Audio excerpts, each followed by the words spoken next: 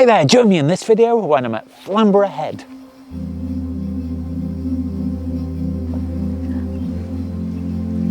So I'm at Flamborough Head at the moment, which is just outside Bridlington in Yorkshire, and my goal tonight is to have a little bit of a scout around with the view to coming here again for a sunrise. I know there's a lot of really interesting rock formations along the coast, so I'm just doing a bit of a recce tonight, but hopefully I might still get some good photographs as well en route of the interesting stacks and formations out in the sea and the little bays that are formed by all of the rock formations along the coast. So come with me, because I know that I'm really going to enjoy my photography.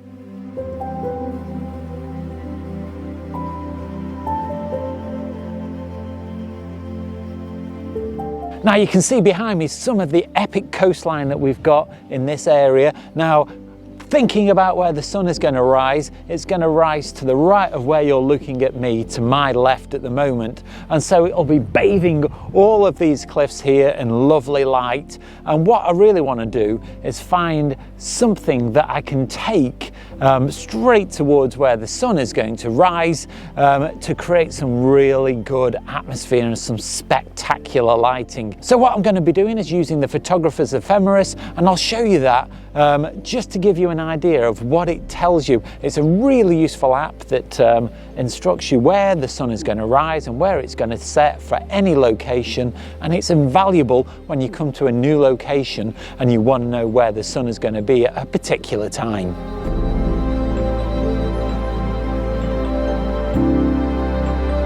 This area where I am now is just down the coast from Bempton Cliffs, which is an RSPB reserve known for its nesting seabirds, and I am going to visit there sometime this week because I'm here for quite a few days. So if I haven't already released that video, look out for it in the near future.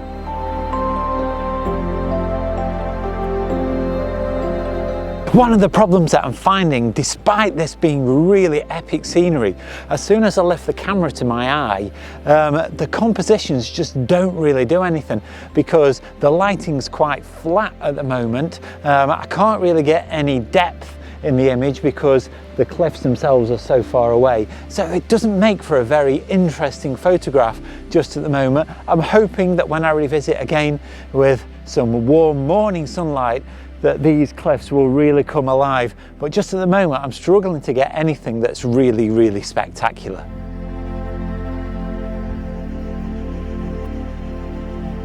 I think I might have found a nice composition just here. There's this pointed rock over there, overlooking the sea, and then this path leads towards it, so that's a nice leading line. And then just on the cliff edge, just beneath me, there are some pink flowers, and I've included those in the shot as well as a bit of foreground interest. Now what I've done is I've done a focus stack on the flowers, the path, and the rock stack, and then I'll combine it all together in the computer.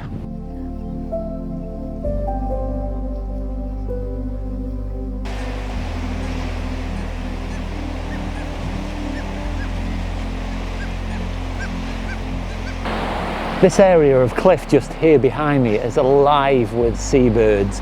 I've just spent about 10 minutes getting carried away filming them, just flying about. It's just fascinating watching them coming and going to the cliff because it's virtually vertical. So how they've managed to get a place to perch, whoever knows. But it's just really interesting watching them. So I'll show you some of that footage now.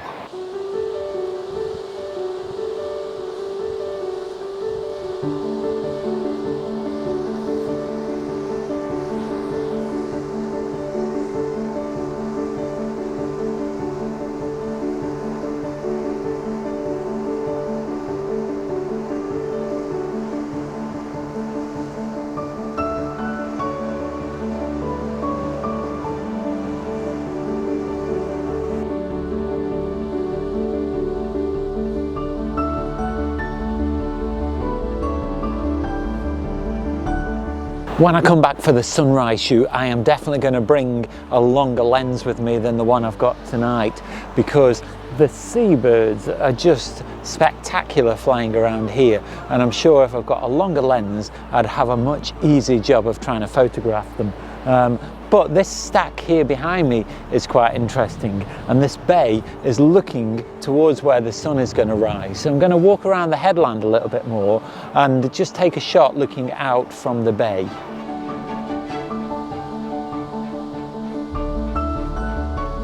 So this is a view of the bay from the other direction, looking towards where the sun is going to rise, and just to make it even more spectacular, there's this rock arch here.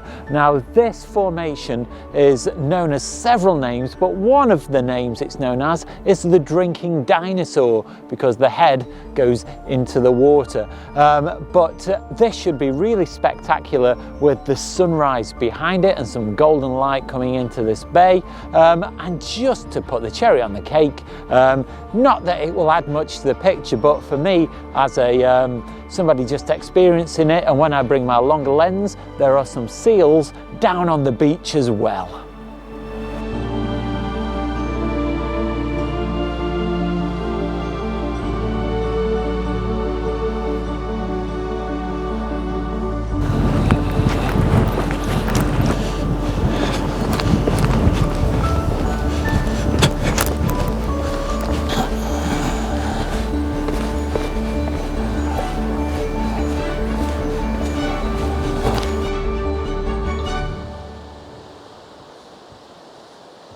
Just here there's another really interesting formation sticking out. There's a rock stack just here, and now I've tried a few compositions with this. I've tried one with a flower in the foreground which I've focus stacked, so we've got the flower in the front and the rock stack in the back, just to give a bit of depth. And then I've also done a close-up of the stack, but with the big stopper on to smooth out the sea. Now the sea tonight isn't very rough, and it's not actually very far in, it's actually quite far out at the moment, but it smoothed the sea out anyway. Now I've got a really good tip for using a big stopper that I try and use whenever I can. If you set the normal exposure without the big stopper to 1/30th of a second shutter speed, then when you put the big stopper on, that converts to 30 seconds with the big stopper on, and it just saves getting the conversion chart out.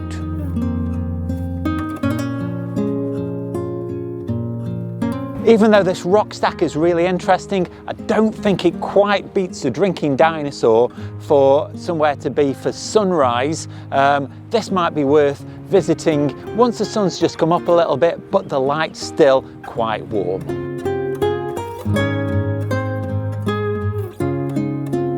From this viewpoint just here, I can look down over this beach. Now it's not actually very spectacular in this light, but there are some steps just to my right, so we could get right down onto the beach, which I'm not going to do at the moment because I don't think the light's spectacular enough, and it's not worth risking my knees going down all of those steps for.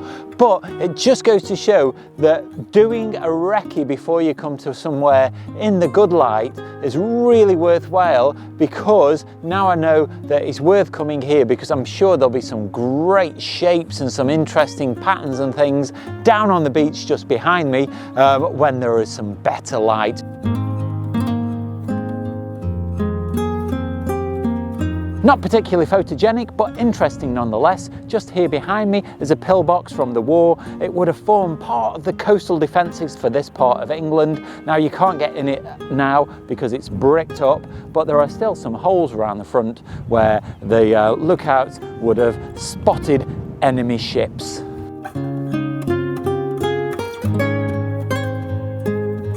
What a great time I've had this evening, but I'm starting to lose the light now, so I'll leave you with some of my favourite shots.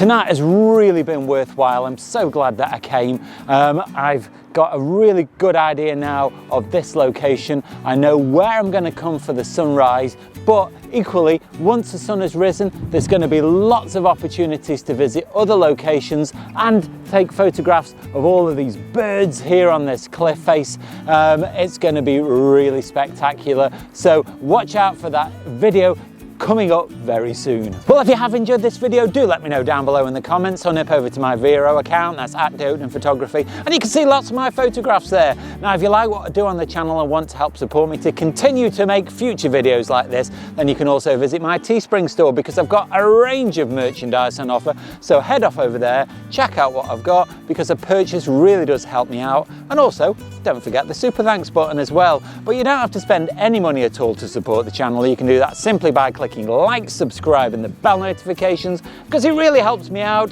YouTube loves that kind of stuff, and it makes sure that you don't miss out on any future content. Now, watch out for next week's video. That goes live on Sunday. In the meantime, go and check out this video just up here. But all that's left now is to say, stay safe, and I'll see you soon.